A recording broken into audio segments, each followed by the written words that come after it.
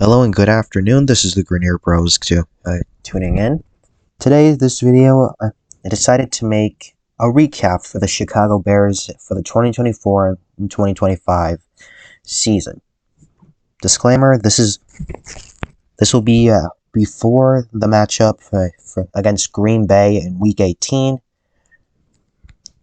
So this is not the full season, but I decided to talk about it anyways. Because this season has been, well, a nightmare. Putting that as delicately as I could. Anyways, moving forward, but not everything has been bad. Okay, Caleb Williams actually has been holding his own in his rookie year. As you can see by the statistics, he's had 3,393 passing yards. And by the way, he's in first place in all-time rookie quarterback passing yards, a franchise rookie quarterback record. And not to mention, he's fifth all time in a single season, throwing that many yards in a single season. Eric Kramer still holds the record with 3,838 yards. And Kramer was a quarterback who played for the Bears back in the 90s. Caleb with 19 passing touchdowns and 6 interceptions. And also, he's had 9 consecutive games without throwing a pick. But unfortunately, that ended back on Thursday Night Football against Seattle. And he's also had 479 rushing yards, 6.1 yards per attempt. And with the rushing attack, it's taken a down step this year. DeAndre Swift with 894 rushing yards. However, his yards per attempt are not that good. 3.8. At abysmal 3.8 with 5 touchdowns. Caleb Williams, second place, is second with rushing attack, which is not very good. And and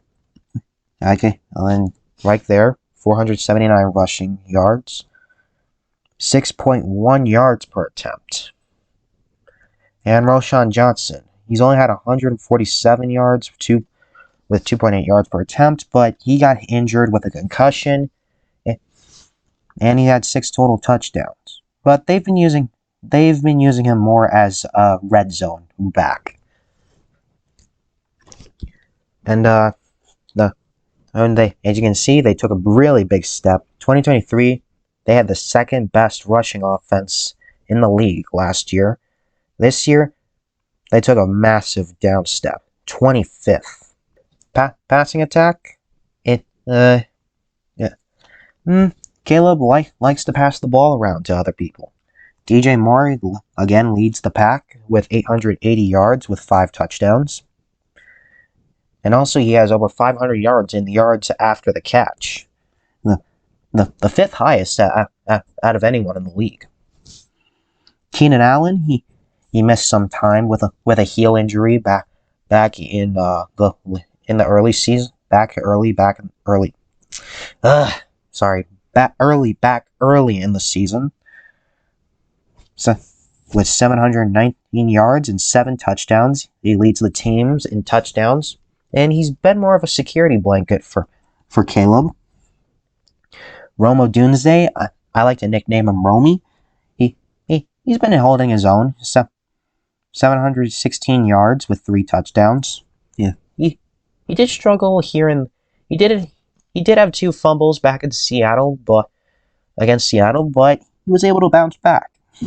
And Komet with 471 yards and 5 touchdowns. I wish they could have used him a little bit more, but that's all right.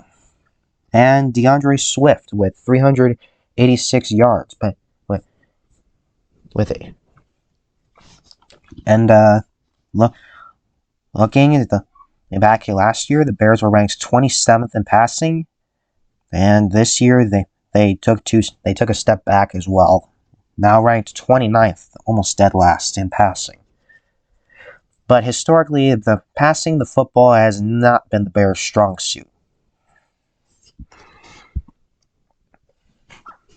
And yeah, when I was talking about Komet, it's not only him. Tight ends have been a problem this year. The highest, of course, is Cole Kmet, 471 yards, 5 touchdowns. They've been using him more as a blocker for the run game, but his blocking game has not been doing so hot. Gerald Everett only has 36 yards. Mercedes Lewis only has 1 catch and 2 yards. Everett, he's more of they brought him in for a depth piece and probably for the blocking games. Yeah, it's not been working out so well. Lewis, the dude's like 40 at this point. He's not really a receiving tight end anymore. And I quote on this: Cole Kmet had 0 targets on that Thursday night game and had 0 catches, and that has been a problem all season. Anyways, enough. Let's not worry. Anyways, that's good with the offense. Let's talk about the defense for a bit. Sack leader goes to Montez Sweat with 5.5 sacks this year. Took a step back. Last year, I believe he had a combined of, was it 9 or was it 10? Maybe it was more. I don't know. But he had an all-pro year. He made the Pro Bowl last year. Interceptions, it's tied with Tyreek Stevenson and Jalen Johnson with 2 interceptions. And our tackles leader is TJ Edwards with 125 total tackles. And our defense took a step back, and it did since Eberflus was mostly calling the plays, but he got fired after Thanksgiving. So our defense took a step back. Last year it was ranked 12th, and this year it's been ranked 20th in total defensive yards. And what's been our kryptonite, in my opinion, other than our offensive line, the run defense is terrible. Just take a look at this. Right here, 2023, we had the best run defense in the league. And this is when we didn't even have anybody good. Yeah. I think the only player we had that was good was Montez Sweat and Javon Dexter, but he was on his rookie year, so I'll cut him some slack. But now this year, it's really gone down. 25th. Our passing defense has surprisingly been the only few things that's gotten better. It went up from 25th to the 20th. And this is without Jaquan Brisker. Brisker got hurt with a concussion against Carolina. And the backup, Elijah Hicks and Jonathan Owens have been holding their own, surprisingly. And like I said, trenches. The trenches have been a problem on both sides of the football. The Bears have allowed 67 sacks this season. This is the most in the NFL. The run defense has gotten worse from last year. We were first, now we're almost dead last this season. And our pass rush has got to be better. Quarterbacks have way too much time to throw. And we've been able to get 37 sacks, but I don't think that's good. I think that's below average even. And of course, head coaching possibilities. Honestly, I don't think Thomas Brown is the answer. I mean, he had so much responsibility in a short amount of time. He went from passing game coordinator to offensive coordinator to interim head coach in a span of 4 weeks? And here's the head coaching possibilities. Ben Johnson, for the most obvious reasons. Everyone wants a young, offensive-minded head coach. But can Ben Johnson rally up the troops? Can he be a team leader for everyone? Cliff Kingsbury, he's had a little bit of history with head coaching when he was for the Cardinals. They were they were undefeated at one point, but then they fall off the face of the earth and got their butts handed to them in the wild card round. But honestly, I think Cliff Kingsbury's a good offensive coordinator. He's a good play caller. Now, for what he's doing with Jaden Daniels, it's honestly impressive. Joe Brady from the Buffalo Bills, offensive coordinator. Josh Allen's having a career year. His touchdowns are at an all-time high, and he's cut down most of the interceptions. And, of course, I went through defense. I went defense as well. Yeah, with Matt Eberflus, we want to go with offense, but this is the NFL. Anything could happen. First up is Brian Flores. That Vikings defense is dirty. But plus, see, what Brian Flores loves to do, he loves to blitz. The Vikings have the best run defense in the league. Pass defense needs a little bit of work, but overall, the Vikings defense have been solid all season. Mike Vrabel, I decided to put him in there because he needs someone with experience. He's gotten the Titans to the playoffs a couple of times, even got them to the championship round at one point. And the Titans were 8-8 at that point. And of course, Robert Saleh, the former New York Jets head coach, got fired very early in the season. And New York's defense was the best in the league at that time. And after they fired him, the defense just collapsed on itself. Kind of like what happened to Eberflus when we fired him. But Eberflus had to go. After that Thanksgiving game, that was it. And other Pete Carroll. Of course, Pete Carroll. Honestly, he's too old. At his age, he could probably be honestly, at his age, I don't know. I don't think he should be coaching. I think he should just enjoy his retirement.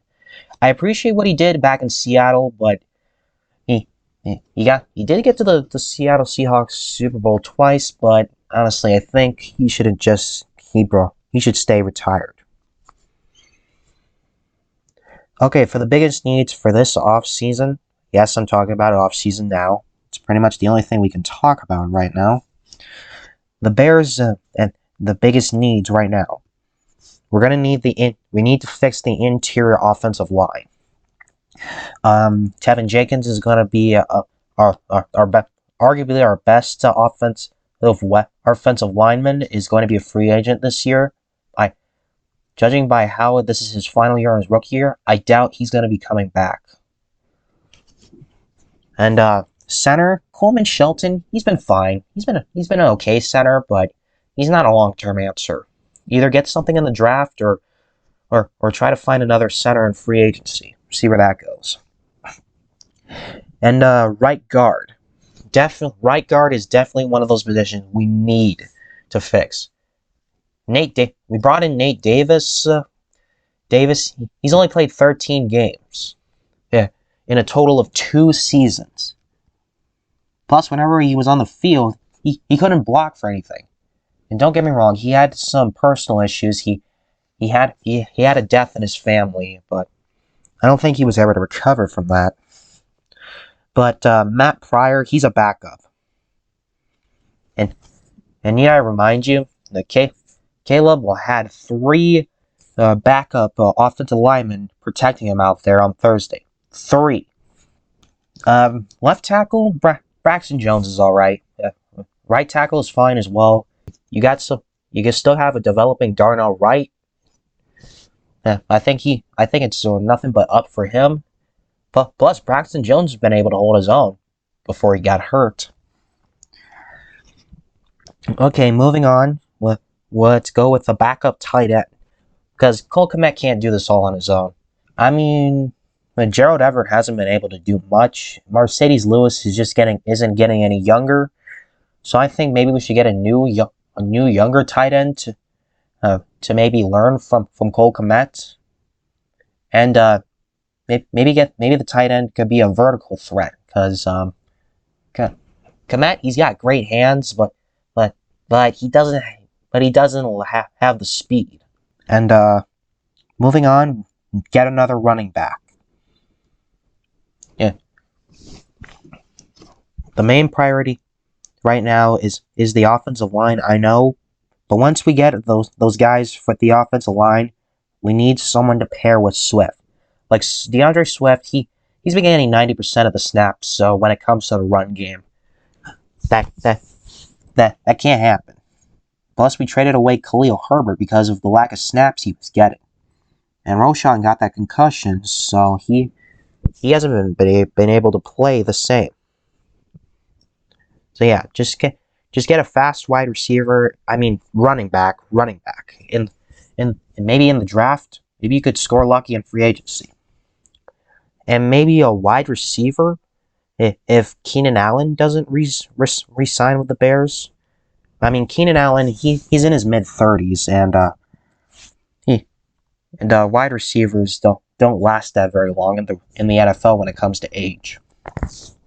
So maybe Roma Doomsday will step up. I know DJ Moore is gonna be the #1 wide receiver for this year. I just hope we don't run any more screens with DJ. Okay, moving on. With the defensive side of the ball, defensive end, we need someone to pair with Montez Sweat. We got Austin Booker. He hasn't been able to get that much playing time. DeMarcus Walker, he's had 3.5 sacks. He's a serviceable defensive end. He's nothing. He's not a Pro Bowler. We just need someone to pair with Sweat so that they can get the pressure off of him. We need a defensive tackle. More likely a nose tackle. We lost Andrew Billings for the whole year due to a torn pectoral muscle. And Deron Dexter's had a fabulous start to the season with 5 sacks. But unfortunately, not a lot has happened with him when the weeks progressed, because there's no one out there to help him. Zach Pickens, our pick, has been dealing with injuries, and when he's on the field, he hasn't been doing much. And we got a bunch of rotational guys who've been solid, but we needed a full-time starter if we're ever going to go anywhere. We need an outside linebacker. Darrell Taylor, he's been all right. He had a pretty good start to the season with 3 sacks, but he hasn't been able to do much lately. He's been awfully quiet. He does help disrupt the pressure when it's needed. Maybe with someone like Khalil Mack, because ever since we traded Mack, our pass rush has not been the same. It is not. And last one I think we should get is a safety, in case Jaquan Brisker gets hurt again. Elijah Hicks is all right. Jonathan Owens, he's been okay. Kevin Byard, he's been fine as well. But Brisker has been dealing with a lot of injuries, and I'm starting to feel worried for the guy.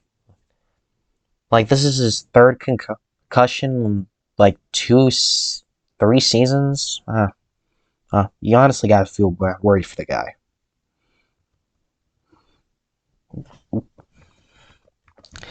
And so yeah, that's all I have for the recap for the Chicago Bears.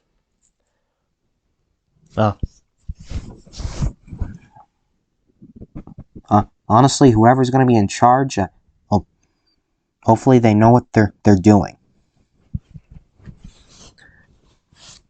We play the Packers on Sunday. Honestly, I think we're going to get our butts handed to us that game. But I'm going to watch it, because I got to support my team no matter what happens.